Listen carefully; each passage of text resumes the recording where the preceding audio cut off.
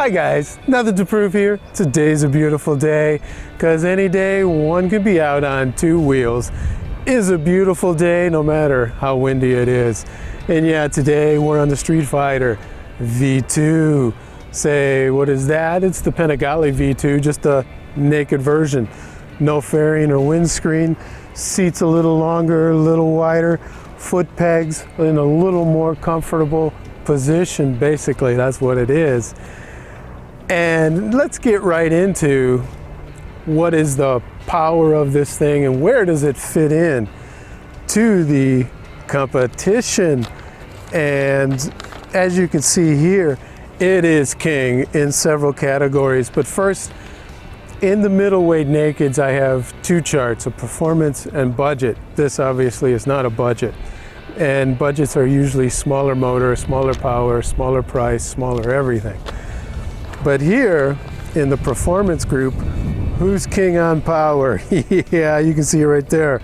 And king on torque, oh yeah. And king on engine size, but it's also king on price. This is the S, which starts at 17 and just goes up from there. You can get the base for about 14.5 depending on where you live. So this is king in several things, except look at the weight. Yeah, you could split this chart in half, and it's on the 4 in the bottom half, not in the 4 that are in the lighter half. Yeah, interesting there. Yeah, what's number 1 on the list? The Tuono is there, the factory, although that's way down in power, so it needs to be really, really, really, really, really light. But overall, I'm liking this bike. It is very sharp. Fillet knife sharp. Well, let's see, the 790 Duke they called the scalpel. Yeah, I would call this a scalpel also. This is very sharp, specifically for track days. I don't know if I would get one of these unless I'm going to have track days in mind. Because if you're doing 90% of your time on the street, look somewhere else than with this bike. There's plenty of other nakeds that will do better. All right, how does this Powertrain feel on the street? Now let's try this quick shifter, nobody behind me. Let's see how this thing was just 30% throttle, for example. Oh, there, a little clunk, a little clunk. First to second was good, and then after that, but yeah, now I'm really, I'm going too slow. Going the speed limit 70. See, you need to be at about just above 4,000 for this to feel almost normal, but now it's loud. Then you go up and drop it down to almost 3, and then it's quieter, but it doesn't like this speed, you know. And then now you're it doesn't like to go low speed, below about 4,000 RPMs. And then the problem is in town is this is not quiet. Now let's see how this quick shifter is at, for example, yeah, nobody behind me, full throttle. Shall we go?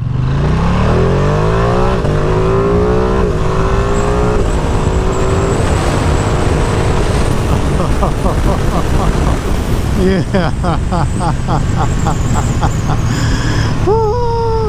Awesome quick shifter under full throttle. Oh, this is hilarious. At full throttle.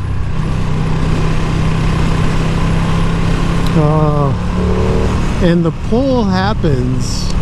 Yeah, let's get some RPM, shall we? There.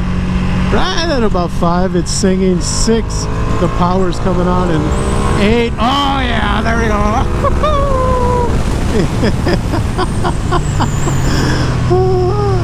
Oh yeah, this Powertrain's getting 2 thumbs up. Boom, boom. All right, guys, now let's check out the chassis. Let's come up to the Showa big piston forks, manually, fully adjustable. And yeah, look here. Yeah, steering damper, nice. And 120 mils of travel down here on 320 mil discs. And yeah, 4.32 monoblocks. Nice, solid, and look at here. Yeah, Brembo master cylinder. Oh yeah, look over here. Yeah, Brembo also there for the clutch. Coming back here, 130 mils of travel. That adjustment is right there. Look at that beautiful thing there. And this single-sided swing arm, yeah. And 2-piston Brembos down there. Now, how did this chassis perform on the street? The rear brake is a little more travel than I would like, but and a little more feedback I would like, but it's not bad. It's right there with the other middleweights. The front, oh yeah, that's nice solid feel there. No complaints whatsoever. Excellent feel. I knew exactly how much pressure to give it and when. And when to let off, all the way through the braking process. Loving these steel braided brake lines. And this front suspension is really nice. It's really no complaints about this bad boy at all. I mean, even slowing down to these tiny little corners like this.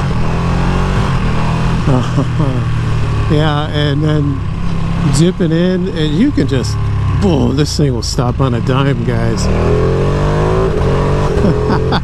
2 thumbs up for this suspension and chassis and brakes, everything all together jazzy. See, I can't even talk right. This is so much fun. It's the serious fun though. 2 thumbs, boom, boom. Ergonomics. Let's take a look at the rest of this bike coming around back here. Yeah, pretty slim pickings back here for the rear seat, but look at through there. Yeah, doesn't that look cool?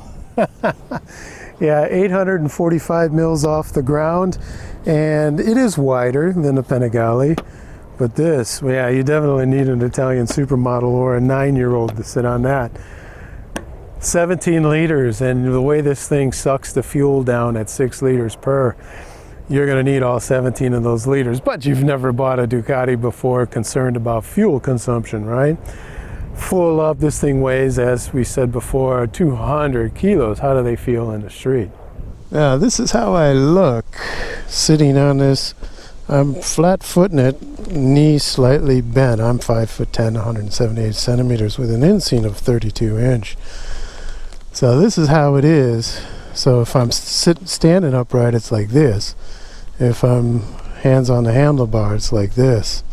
So that's the riding position. It's not bad for a middleweight naked with the lean towards performance, just like the just like the 890 Duke and so on. In town here, the only complaint is this on-off throttle. It is really jerky, and the motor is also very, very restless. That's a good term. Oh, look at that Harley. Oh. Like there, you can really feel how antsy this thing is. It's like a racehorse. It just does not want to go slow here in this little village. Yeah, sure, it wants to dip in, it wants to brake, but it does not want to. I would not want to ride this thing in a village all the time or in town as a city commuter, that's for sure. So 1 thumb for in town. Now let's come up to the controls. Pretty basic standard here for a Ducati. Here also basic standard. 4.3 inch TFT there. Yeah, for this price, 17K, I would like a little bit bigger TFT maybe. At least give me a 5 inch. But yeah, you don't get it on this. So it's a standard white with black or with text. Overall, what is the purpose of this bike, guy? The verdict. If I'm going to do track days, punkt. If you're not going to do track days, there's 14 nakeds in this group that you can look at. This one is pretty much track day focus, but then so is the Triumph RS too. It's pretty much. But then you can go down a step and just get the S or the R for the Street Triple. But if I'm not going to do track days, yeah, I wouldn't consider this. Now, if I was, depends on your focus. This is a Scalpo. This, if I'm focused on fun or track times? Fun, I'll get the Tuono all day long, the 660 factory. But if I'm focused on track times, this would be between the RS and this. Just being honest, guys. The 890 Duke R, yeah, that would be more, you can get good track times with that. It's just a little more work, but it's still fun. So if you want a marriage of both fun and good track times, get the KTM. If you just want track times, try them for this. If you just want fun, Tuono. Or also the MT-09 would be fun on the track too. There's a lot of them. All of them will be fun on a track day, guys. Just a matter of what you're looking for. Overall, for what it is, if you have a large bank account and you're going to do track days, 2 thumbs way, way up.